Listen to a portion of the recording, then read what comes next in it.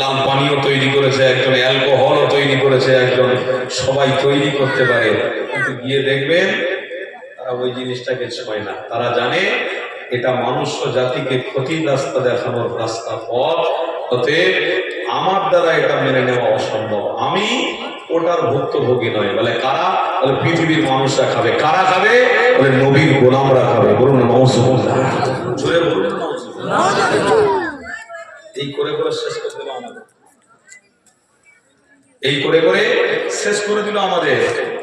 ইসলামের অনুসারীদেরকে নবীর প্রেম থেকে দূরে সরাচ্ছে। এই মাদ্রাসা, মাদ্রাসা রেখে দিয়ে যা, মাদ্রাসা জলসা আমার রেখে দিয়ে যা। কেন রে ভাই ওই রকম কথা বলছিস কেন? বলছে মাদ্রাসার থেকে ভালো জিনিস, মাহফিলের থেকে ভালো জিনিস আমি আজকে পেটে ফেলেছি, যেটা খেলে 100 বছর বাঁচার গ্যারান্টি আছে। বলুন না নাউজুবিল্লাহ। কতটা ভ্রান্ত ধারণা আমাদের দিচ্ছে, দেখেছেন তো? কতটা ভুল রাস্তা দেখাচ্ছে, দেখেছেন তো? আল্লাহ নবীর অনুসারীরা মনে রেখে দিও, কোন জাহানের সুলতানের গোলামরা আল্লাহ পাক রব্বুল আলামিনকে আল্লাহ পাক আমাদের জন্য জান্নাতের সার্টিফিকেট বানিয়েছেন। যদি বলবেন সুবহানাল্লাহ। তবে আল্লাহ আমার রাসূলকে কুরাইশ বংশ থেকে পাঠিয়েছেন। কোন বংশ থেকে? কুরাইশ বংশ থেকে। আল্লাহ কোরআনে বলছেন সূরা ফিলে, আরাইতাল্লাযী ইউকাযযিবু বিদ্দীন ফাযালিকাল্লাযী ইয়াদুল ইয়াতীম। সূরা ফিল, আলাম তারা কাইফা ফাআলা রাব্বুকা বিআসহাবিল ফিল। আল্লাহ নবীকে বলছেন, হে আমার হাবিব আপনি বলুন, তারা যেন মনে রাখে, ওই দুনিয়াদারি করতে করতে যেন ওই স্মৃতি তারা হারিয়ে ফেলে। ইয়া রাব্বি আল্লাহ, কোন স্মৃতি? আলাম ইয়াজিদুকা ইয়াতীমান ফাআওয়া। সূরা তাহার মধ্যে আল্লাহ স্পষ্ট ভাষায় বলছেন, আলাম ইয়াজিদুকা ইয়াতীমান ফাআওয়া। হাবিব আপনি কুরাইশ বংশ থেকে এসেছেন, যেদিনে কাবার মানুষরা কুরাইশের হাতে কাবা বাইতুল্লাহটাকে ছিল, ওই কাবা বাইতুল্লাহটাকে কুরাইশ বংশদের তত্ত্বাবধানে চলতো। ওই কুরাইশ বংশরা খুব গরিব ছিল।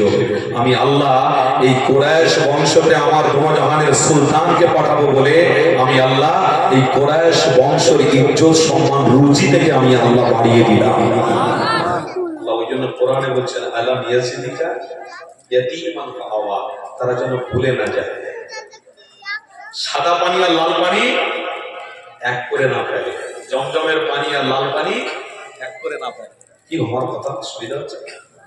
সাদা পানি আর লাল পানি এক করে না ফেলে, জমজমের পানি আর অ্যালকোহলের পানিটা যেন আলাদা কি গো বলুন না গো, না করে ফেলে। আল্লাহ কোরআনের মধ্যে স্পষ্ট ভাষায় বলছেন, আরাইতাল্লাযী ইউকাযযিবু বিদ্দীন ফাযালিকাল্লাযী ইয়াদুল ইয়াতীম। তারা এতিম অবস্থায় ছিল। কুরাইশরা তখনকার সময় খুব গরিব ছিল। হাদিসের মধ্যে আমি পড়ছিলাম, ওই কুরাইশ বংশে যিনি মাথা ছিলেন তিনি ওনাদেরকে বললেন, তোমরা ওমান দেশে ব্যবসা করতে চলো, আমি তোমাদের লাইন দেখিয়ে দেবো। শাম দেশে চলো, আমি তোমাদের ব্যবসার লাইন দেখিয়ে দেবো বলে তেনাদেরকে নিয়ে নিয়ে নিয়ে ব্যবসায় আজকের পৃথিবীর শ্রেষ্ঠ জায়গা হলো মক্কা শরীফ। ব্যবসা, আর্থিক ক্ষমতা সব দিকে উন্নতমান। জোরে বলবেন, আরো জোরে বলবেন না কেন? ওই মক্কা শরীফ কুরাইশ বংশের নেতৃত্বে চলতো। এই কুরাইশ বংশ থেকেই আমার রাসূলকে আল্লাহ পাঠিয়েছিল। ওই কুরাইশ বংশে আসাতে আল্লাহ নবীকে আল্লাহ জান্নাতের কেমন সার্টিফিকেট করেছে একটু বোঝার চেষ্টা করো বন্ধু। ওই কুরাইশ বংশ আমার নবী আসবে, ঠিক ওই মাসেই আসবে। আর একজন বাদশা, তার নাম বলার দরকার নেই, সবাই আপনারা জানেন। সূরা ফিলে আল্লাহ তার ব্যাখ্যা কোরআনে তাফসীরের মধ্যে বলেছেন, তাফসীরে রুহুল মানিতে বলেছেন, তাফসীরে কাসীরের মধ্যে লেখা আছে স্পষ্ট ভাষায়, দরকার নেই। বাদশা বলল, কুরাইশের নেতৃত্বে শুধু মক্কা এই কাবা থাকবে, এই কাবা থাকবে, সব ভেঙে চুরমার করতে বলে ছুটে আসছে। বড় বড় সব বড় বড় পয়সাওয়ালা সব এসছে, আস্তে আস্তে সে কাবা উল্টে দেবে, ভেঙে দেবে। আল্লাহর নবীকে আল্লাহ বলেছেন, হে আমার হাবিব, আলাম তারা কাইফা ফাআলা রাব্বুকা বিআসহাবিল ফিল। তারা যেন মক্কার মানুষ না ভুলে যায়। কেন আল্লাহ? না ওই কাবাকে উল্টে দেওয়ার জন্য এক শ্রেণী এসেছিল, কুরাইশকে ধ্বংস করার জন্য এসেছিল। আমি আল্লাহ তাকে ধ্বংস করেছি। কেন? ওই কুরাইশ বংশ থেকে মোহাম্মদ রসুলকে পাঠাবো বলে। আরেকটু চিল্লে বলবেন না? আরেকটু পিছনে বাবাজিরা মোহাম্মদ বলবেন না? কুরাইশ বংশতে আমার রসুল এলেন। কুরাইশ বংশ এলেন আমার রসুল। আমার রসুল আসার পূর্বে প্রত্যেক নবীদের কেবলা কোনটা ছিল? এই কোনটা ছিল বাবা? মসজিদে আকসা, যেটা জেরুজালেমে এখন বর্তমান রয়েছে, যেটা ফিলিস্তিনের পাশে, যেটা জেরুজালেমের মধ্যে সমর্পণ রয়েছে, ওই জায়গাতে কে প্রত্যেক নবী আলাইহিস সালামের কেবলা বানিয়েছে? কে? আল্লাহ প্রত্যেক নবীর কেবলা। বাহ, খুব ভালো। আল্লাহ পাক বললেন, হাবিব ভুলে যাবেন না আল্লাহর কোরআন, হাবিব ভুলে যাবেন না আমি আল্লাহ আপনাকে জান্নাতের সার্টিফিকেট বানিয়েছি বলে আপনি ওই জন্মভূমি ছেড়ে ইয়াসরিবে চলে গিয়েছিলেন। ইয়াসরিব একটা ভাইরাস জায়গা ছিল, ওই ভাইরাস জায়গাতে আপনার কদম মোবারকের ওসিলায় আমি রিয়াজুল জান্নাত, জান্নাতের বাগান বানিয়েছিলাম। বর্তমানে যেখানে আমার নবী পাক ঘুমিয়ে রয়েছেন, ওই জায়গাটা ছিল ইয়াসরিব। হাবিব আপনি ওই মক্কার মানুষদেরকে বলুন, তারা যেন ইতিহাস না ভুলে যায়। কেন? সমস্ত নবীদের কেবলা ছিল মসজিদে আকসা, আর আপনি ইয়াসরিবে যাওয়ার পরে আমি আল্লাহ, আপনি আশা করেছিলেন কাবা যদি আপনার ঘর হয় তাহলে ওই বাইতুল্লাহটা আমার জন্য কেবলা বানালে, আমার উম্মতের জন্য কেবলা বানালে আল্লাহ আমার খুব ভালো হয়। আল্লাহ বলছেন, মুখটাকে ফিরিয়াও, মুখটাকে ফিরিয়ে কেবলার দিকে ঘোরো। 2 রাকাত নামাজ ওদিকে পড়েছো, আর 2 রাকাত নামাজ আজ থেকে শুরু করো, কিয়ামত পর্যন্ত নবীর ওসিলায়, জান্নাতের সার্টিফিকেটের ওসিলায়, জ্ঞানের আধারের ওসিলায় কিয়ামত পর্যন্ত এই কিবলাটাকে আমি আল্লাহ প্রত্যেকের জন্য কাবা বানিয়ে দিলাম। সুবহানাল্লাহ। সেই নবীর অনুসরণ ছেড়ে দিয়ে আমরা কি করছি? দুনিয়া নিয়ে ব্যস্ত আছে। সেই নবীর ঘর মাদ্রাসা, মনে দয়া নেই? মনে একটুখানি মায়া লাগে না, কষ্ট লাগে না? নবীর ঘর মাদ্রাসা জলসা হচ্ছে। আরে নবীকে ভালোবাসি। নবী কে? আমাদের জন্য ইমাম। জোরে বলবেন না? নবী কে আমাদের জন্য? ইমাম। अरे नमाज को मैं तो नहीं पढ़ता था, जानता भी नहीं था, कुरान क्या मैं जानता भी नहीं था, हज क्या मैं जानता नहीं था, बाप माँ का क्या हक था जानता नहीं था, भाई भाई का क्या हक था जानता नहीं था, मैं तो कुछ भी जानता नहीं था, सब मुझे मिला सदका मुस्तफा।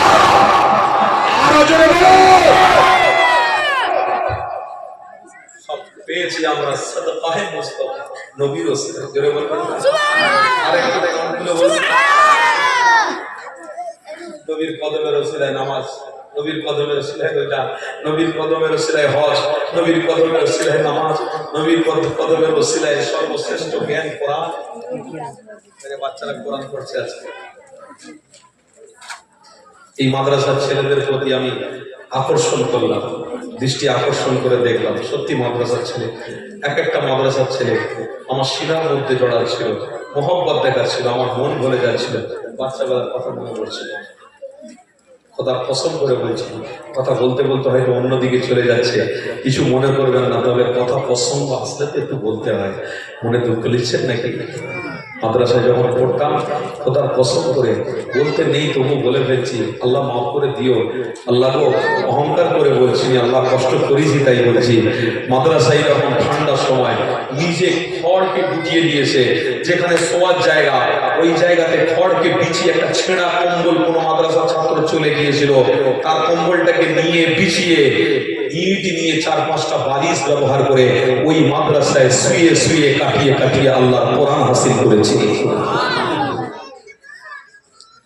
চোখ দিয়ে পানি পড়তো, কষ্ট হতো, দুঃখ হতো। এই ইলম হাসিল করতে গেলে কষ্ট তো করতেই হয়। কেন? তারা বলে ইলমু ফরিদাতুন আলা কুল্লি মুসলিম, প্রত্যেক মুমিন মুসলমানদের জন্য ইলম হাসিল করা ফরজ। কোন ইলম? আল্লাহর নবীকে যেটা আল্লাহ দিয়েছিলেন। জোরে বলে সুবহানাল্লাহ। আর আজকের যে ইলমে আপনারা শরীক হচ্ছেন, এই ইলমটার জন্যই আল্লাহ পাক আপনাদেরকে মুক্তি দেবেন। কেন? ইলমের সবথেকে বড় দিশারি হলেন মুস্তাফা জানে রহমত।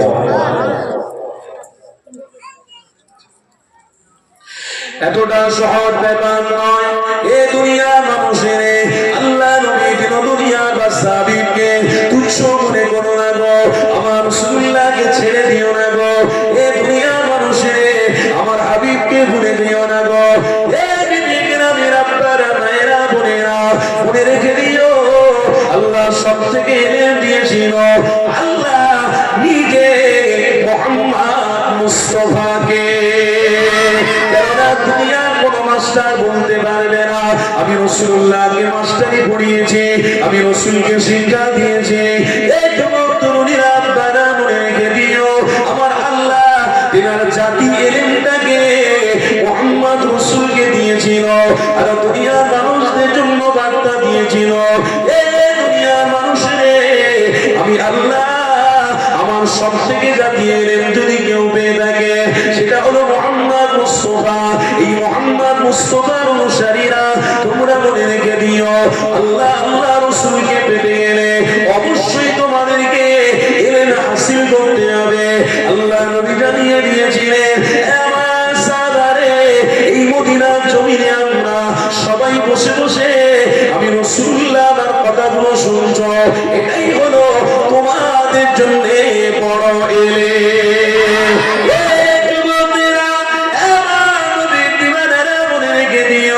আজকের বিবিরা মেরা আব্বারা মনে রেখে দিও, এই ইলমটা হাসিল করতে আপনারা এসেছে, এটা সব থেকে বড় ইলম। এখানে কোনো গান বাজনা নয় গো, এখানে কোনো ইয়ার্কি ঠাট্টা নয় গো, এখানে একটাই আলোচনা, মুস্তাফা জানের রহমতের আলোচনা। এই নবী আমার আজ থেকে 1000 বছর আগে জানিয়ে দিয়েছে আমার সাহাবারা, আমি রাসূলুল্লাহ জানিয়ে দিই ইন্না মিন আশরাতিস সাআ আইয়ারফাউ ইলমা ওয়া ইয়াবতাল জাবাল ওয়া ইশরাবাল খামর ওয়া ইয়াসফারাল জিনা। আমি রাসূলুল্লাহ জানিয়ে দিই ওই দিন থেকে ইলমটাকে আল্লাহ তুলে নেবে, যেদিনে মাদ্রাসার প্রতি উম্মতের কোনো দরদ থাকবে না, মাদ্রাসার ছাত্রদের প্রতি দরদ থাকবে না, ইমানি মাহফিলে তোমাদের আনাগোনা থাকবে না। এই যুবকেরা আমার নবী গোলামরা মনে রেখে দিও, আল্লাহ নবী হলেন ভবিষ্যৎবাণীর বাণী এবং আল্লাহ নিজে জানিয়েছে ইন্নামা বুইস্তু লিমান, তামাম পৃথিবীর মানুষের জন্য শিক্ষা গুরু হিসেবে আমি আল্লাহ মুস্তাফাকে পাঠালাম। এই যুবকেরা আমার নবীর দিওয়ানেরা মনে রেখে দিও, আজ ইলমের মাহফিলে আপনারা শরীক হয়েছেন, এই ইলমের মাহফিলটা হলো বড়ই গুরুত্ব এবং আমার রাসূল আলোচনা যারা করবে ওটাকে আল্লাহ কবুল করবে, বিনিময়ে আল্লাহ জান্নাতের বিছানা দেবে, বিনিময়ে আল্লাহ নবীর দিদার দেবে, বিনিময়ে আল্লাহ জান্নাতের মাকাম দেবে, বিনিময়ে আল্লাহ ফুলসিরাতের রাস্তা পার করিয়ে নেবে। এই যুবক তরুণীরা মনে রেখে দিও, বিনিময়ে আমার আল্লাহ এমন করে সিজানে দাঁড়ি পাল্লার সামনে আপনাকে আমাকে আল্লাহ হিফাজত করে নেবে। তাই আমার বাপ ভাইদের জানিয়ে দিই, ওই ইলমের জন্য মানুষ আবেগের সাথে ছুটতে পারে, কিন্তু এমন একটা দিন আসবে যেদিন ইলম হাসির জন্য মানুষ ছুটবে না। আল্লাহ নবী সাহাবাদের জানাতে লেগেছে আমার সাহাবারা সেদিনে মাহফিলও কেউ করবে না, যদিও কেউ মাহফিল করে ওই মাহফিলে কেউ এসেও বসবে না, নবী নবী করবে না, দরুদও করবে না। এমনও জ্ঞানী মানুষ হবে, এমনও ডাক্তার প্রফেসর মাস্টার ইঞ্জিনিয়ার হবে, দুনিয়ার জ্ঞান তার মধ্যে থাকবে, যে কাজ করলে শিরিক করা হবে ওই কাজটা দাঁড়িয়ে দাঁড়িয়ে হবে। আমার নবী পাক 1000 বছর আগে সাহাবা হুজুরদেরকে জানিয়ে দিয়েছে, আমার সাহাবারে আমি রাসূলুল্লাহ জানিয়ে দিই ওই ইলমটাকে আল্লাহ তুলে নেবে কখন, যখন তোমরা অহংকারী হয়ে যাবে, যখন তোমরা আলেমদের সম্মান কমিয়ে দেবে, যখন তোমরা মজলিস করা বন্ধ করে দেবে, যখন তোমরা মাদ্রাসাগুলো বন্ধ করে দেবে। এই যুবকরে আজও এমন দিন এসে গেছে, কেউ কেউ তো বলে মাদ্রাসা কেড়ে নেবো, মসজিদ কেড়ে নেবো, খানকা কেড়ে নেবো, কবরস্থান কেড়ে নেবো। এটা তো শুধু চলো, আল্লাহ নবী যেটাই বলেছে সত্য হয়েছে।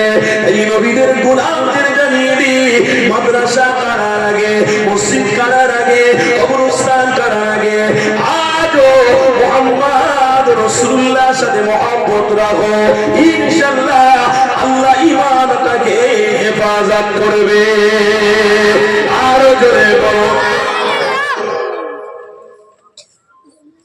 মাদ্রাসা ঠিক থাকবে,